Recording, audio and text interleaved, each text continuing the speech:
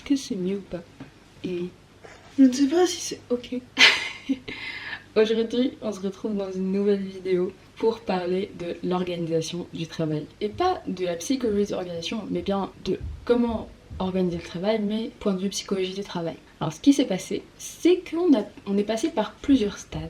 Et il y a un qui court. Enfin, moi j'entends des résonances, vous peut-être pas, mais il y a quelqu'un qui est occupé de courir autour de moi. Enfin, pas autour de moi directement, mais chez les voisins. En 1900, on a une première approche qui est l'approche mécaniste. Ensuite, en 1930, on a commencé à avoir une approche du travail qu'on appellera organique. Et en 1960, on a eu une approche qu'on appellera systémique. Et vers les années 70, 1970, on va avoir une approche qu'on appelle par le flux. Mais voilà, moi je vais en premier vous parler de l'approche mécanique. Dans cette approche, on a un monsieur qui s'appelle Taylor. À la fin du 19e siècle, on a une croyance absolue en la science. Il y a le développement du capitalisme et il y a des problèmes du coup d'organisation. Parce qu'on est occupé de partir dans un système qui est occupé de se vouloir extrêmement productif. Alors que c'était pas du tout le cas avant. Donc il y a beaucoup de pertes au niveau de l'économie liées aux travailleurs et à leurs conditions de travail. Parce qu'en fait ils se blessent énormément. Il y a des problèmes d'hygiène également. La charge de travail elle est beaucoup trop épuisante. Le salaire il est hyper bas. Donc c'est vraiment un problème pour les travailleurs.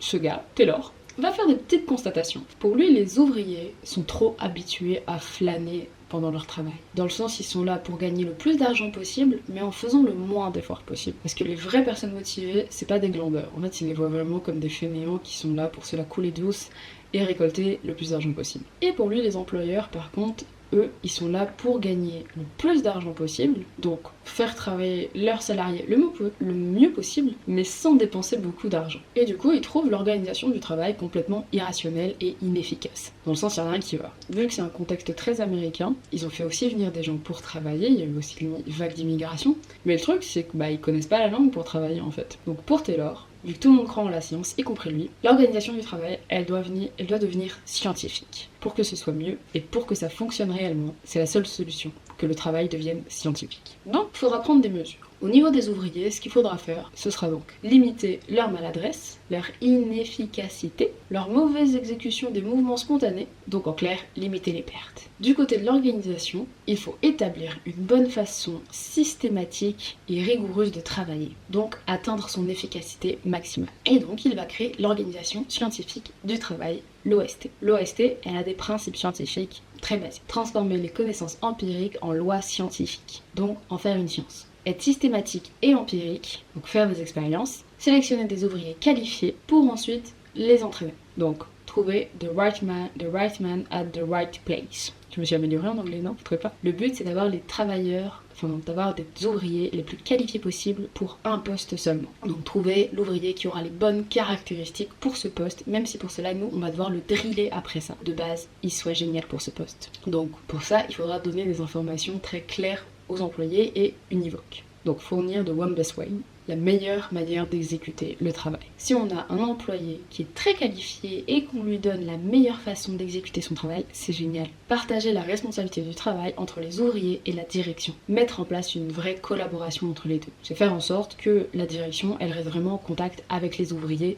pour savoir comment ça se passe et qu'elle régule un peu les choses qui vont pas aller bien. Les ouvriers peuvent raconter les problèmes qu'ils rencontrent dans l'exécution de leur travail et qui les empêchent du coup d'atteindre leur plein potentiel. L'OST a donc pris comme symbole un chronomètre. Parce qu'on chronomètre chaque geste, chaque mouvement pour faire en sorte que ce soit le plus efficace possible et donc qu'il y ait le moins de pertes possible. Il va également avoir comme symbole de cette organisation scientifique du travail le bureau des méthodes qui sera composé d'une petite équipe qui va aller sur le terrain, elle va observer le travail, elle va chronométrer les employés, combien de temps ils mettent pour faire chaque tâche, et ils vont faire des calculs pour savoir exactement. Cependant, tout ce que Taylor a mis en place a quand même eu des conséquences. Par exemple, on a eu l'arrivée de l'expert. Une des conséquences, c'est donc la division du travail, la planification et l'exécution de ce travail. Une des conséquences, c'est donc qu'il a fallu mettre en place des choses pour trouver comment la personne pouvait exécuter au mieux son travail, et trouver une personne pour exécuter ce travail, parce que c'était pas les mêmes gens qui faisaient ça. Il y avait les gens pour calculer du bureau des méthodes, et il y avait les autres ouvriers qui étaient là pour être drillés et savoir faire la tâche. C'était ce qu'on appelle une hiérarchie une hiérarchie verticale. Donc c'était une hiérarchie descendante, donc il n'y avait pas de communication horizontale. Dans le sens où même si les ouvriers pouvaient raconter un peu leurs problèmes, c'était surtout leurs problèmes, si ça bloquait ou pas, mais encore, le fait qu'il y avait un expert, ça faisait seulement que l'expert donnait des ordres aux ouvriers et les ouvriers devaient les exécuter. Donc ils ne faisaient que ce que l'expert leur disait de faire et rien d'autre. Il y avait des pertes de maîtrise au niveau du travail parce que du coup, s'ils étaient contentés qu'à une seule tâche, étant donné qu'ils réalisaient plus les autres, ils étaient occupés de perdre un peu leurs skills dans les autres travails. Ce qui faisait aussi que les employés s'impliquaient moins parce qu'ils savaient qu'ils allaient être cantonnés qu'à une seule tâche de travail, on va dire toute leur vie, s'ils bougeaient pas d'entreprise. Et je pense pas qu'à ce moment-là, ils se disaient vraiment je vais aller postuler ailleurs en 2-2. Donc voilà, ils étaient efficaces dans la tâche qui leur a été attribuée, mais dans le reste, plus du tout. Vu que le travail est totalement individualisé en mode toi tu fais ça, enfin vraiment, ouais, chacun avait son rôle, il n'y avait plus d'esprit collectif comme ça. Les ouvriers communiquaient du coup même pas entre eux parce qu'ils avaient même plus les mêmes tâches, à part pour se parler, on va dire vite fait au déjeuner, pour dire par exemple ce de leur travail, mais aucun pouvait vraiment comprendre le travail que les autres effectuaient vu qu'ils étaient chacun à leur tâche précise. Et voilà pour Taylor et l'OST. J'espère que vous avez bien aimé la vidéo. On se retrouve la prochaine fois pour une autre vidéo sur l'approche mécaniste du travail. Allez, à bientôt!